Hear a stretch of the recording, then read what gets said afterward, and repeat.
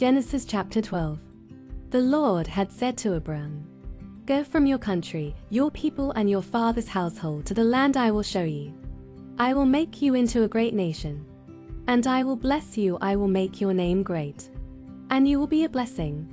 I will bless those who bless you, and whoever curses you I will curse, and all peoples on earth will be blessed through you." So Abram went as the Lord had told him, and Lot went with him. Abram was 75 years old when he set out from Haran. He took his wife Sarai, his nephew Lot, all the possessions they had accumulated and the people they had acquired in Haran, and they set out for the land of Canaan. And they arrived there. Abram traveled through the land as far as the site of a great tree of Moret Shechem. At that time the Canaanites were in the land. The Lord appeared to Abram and said, "To your offspring I will give this land." So he built an altar there to the Lord, who had appeared to him. From there he went on toward the hills east of Bethel and pitched his tent, with Bethel on the west and Ai on the east. There he built an altar to the Lord and called on the name of the Lord. Then Abram set out and continued toward the Negev. Now there was a famine in the land, and Abram went down to Egypt to live there for a while because the famine was severe. As he was about to enter Egypt, he said to his wife Sarai, "I know what a beautiful woman you are. When the Egyptians see you, they will say, 'This is his wife.' Then they will kill me but will let you live. Say you are my sister, so that I will be treated well for your sake and my life will be spared because of you." When Abram came to Egypt, the Egyptians saw that Sarai was a very beautiful woman. And when Pharaoh's officials saw her, they praised her to Pharaoh, and she was taken into his palace. He treated Abram well for her sake, and Abram acquired sheep and cattle, male and female donkeys, male and female servants, and camels. But the Lord inflicted serious diseases on Pharaoh and his household because of Abram's wife Sarai. So Pharaoh said to Abram, "What have you done to me?" He said, "Why didn't you tell me she was your wife? Why did you say she is my sister, so that I took her to be my wife? Now then, here is your wife, take her and go." Then Pharaoh gave orders about Abram to his men, and they sent him on his way, with his wife and everything he had. Genesis chapter 13. So Abram went up from Egypt to the Negev, with his wife and everything he had, and Lot went with him. Abram had become very wealthy in livestock and in silver and gold. From the Negev he went from place to place until he came to Bethel, to the place between Bethel and Ai where his tent had been earlier and where he had first built an altar. There Abram called on the name of the Lord. Now Lot, who was moving about with Abram, also had flocks and herds and tents. But the land could not support them while they stayed together, for their possessions were so great that they were not able to stay together.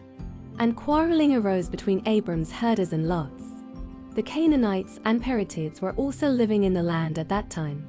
So Abram said to Lot, "Let's not have any quarreling between you and me, or between your herders and mine, for we are close relatives. Is not the whole land before you?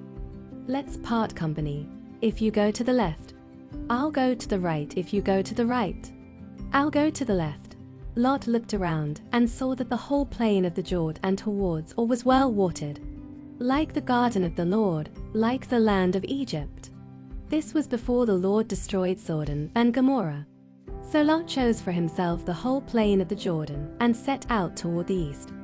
The two men parted company. Abram lived in the land of Canaan, while Lot lived among the cities of the plain and pitched his tents near Sodom.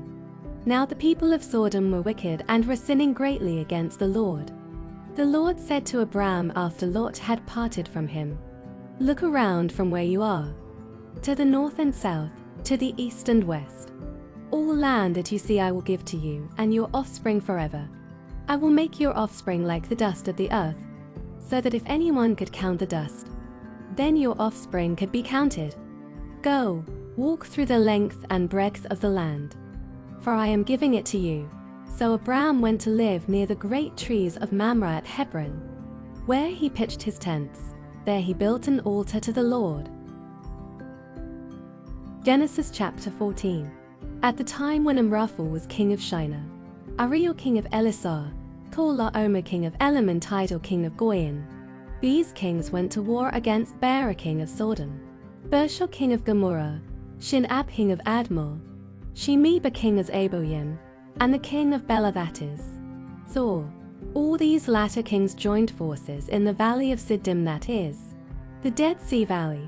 For 12 years they had been subject to Tor-Laomer, but in the 13th year they rebelled. In the 14th year, Tor-Laomer and the kings allied with him went out and defeated the Rephaites in Azh-T-Eroth Karnaim, the Zuzarites in Ham, the Emites in Shavh-Kiriath-Haim, and the Horites in the hill country of Seir, as far as El-Peah near the desert. Then they turned back and went to En-Mishpat, that is, Kadesh, and they conquered the whole territory of the Amalekites, as well as the Amorites who were living in Hazion-Tamar. Then the king of Sodom, the king of Gomorrah, the king of Admah, the king of Zeboim, and the king of Bela, that is, Zor, marched out and drew up their battle lines in the valley of Siddim against Tor-Laomer king of Elam, Tidal king of Goyim, Amraphel king of Shinar, and Ariel king of Elisar, for kings against 5. Now the valley of Siddim was full of tar pits. And when the kings of Sodom and Gomorrah fled, some of the men fell into them, and the rest fled to the hills. The 4 kings seized all the goods of Sodom and Gomorrah, and all their food. Then they went away. They also carried off Abram's nephew Lot and his possessions, since he was living in Sodom. A man who had escaped came and reported this to Abram the Hebrew. Now Abram was living near the great trees of Mamre the Amorite, a brother of Eshcol and Aner, all of whom were allied with Abram. When Abram heard that his relative had been taken captive, he called out the 318 trained men born in his household and went in pursuit as far as Dan. During the night Abram divided his men to attack them, and he routed them, pursuing them as far as Hubal, north of Damascus. He recovered all the goods and brought back his relative Lot and his possessions, together with the women and the other people. After Abram returned from defeating Tor-Laomer and the kings allied with him, the king of Sodom came out to meet him in the valley of Shavh, that is, the king's valley. Then Melchizedek king of Salem brought out bread and wine. He was priest of God Most High.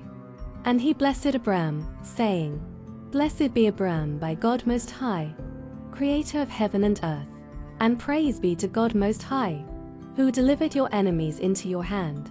Then Abram gave him 1/10 of everything. The king of Sodom said to Abram, Give me the people and keep the goods for yourself.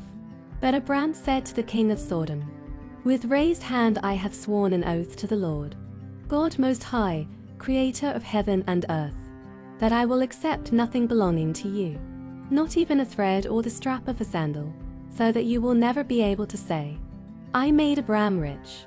I will accept nothing but what my men have eaten and the share that belongs to the men who went with me to Aner, Eshcol, and Mamre. Let them have their share. Matthew chapter 5 verse 1 to 26.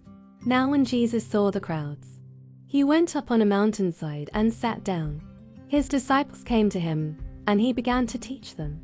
He said, Blessed are the poor in spirit, for theirs is the kingdom of heaven. Blessed are those who mourn, for they will be comforted. Blessed are the meek, for they will inherit the earth. Blessed are those who hunger and thirst for righteousness, for they will be filled.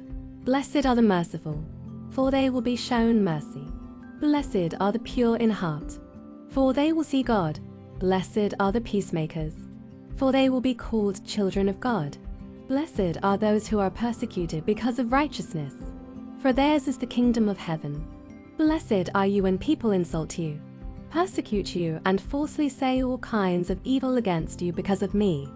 Rejoice and be glad, because great is your reward in heaven.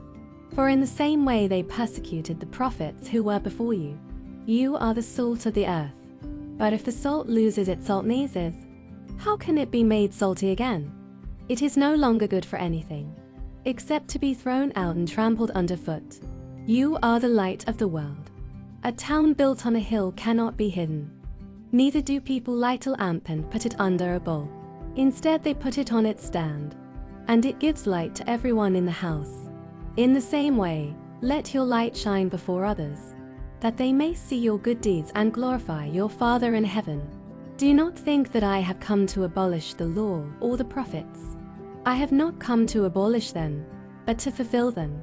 For truly I tell you, until heaven and earth disappear, not the smallest letter, not the least stroke of a pen, will by any means disappear from the law until everything is accomplished.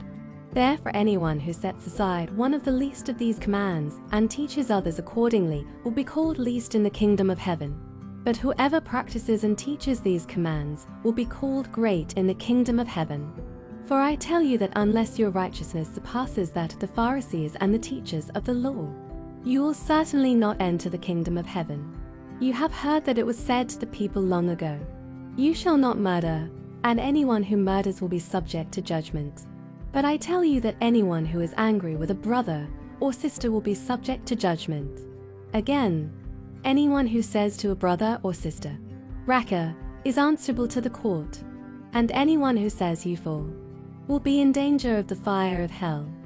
Therefore, if you are offering your gift at the altar, and there remember that your brother or sister has something against you, leave your gift there in front of the altar.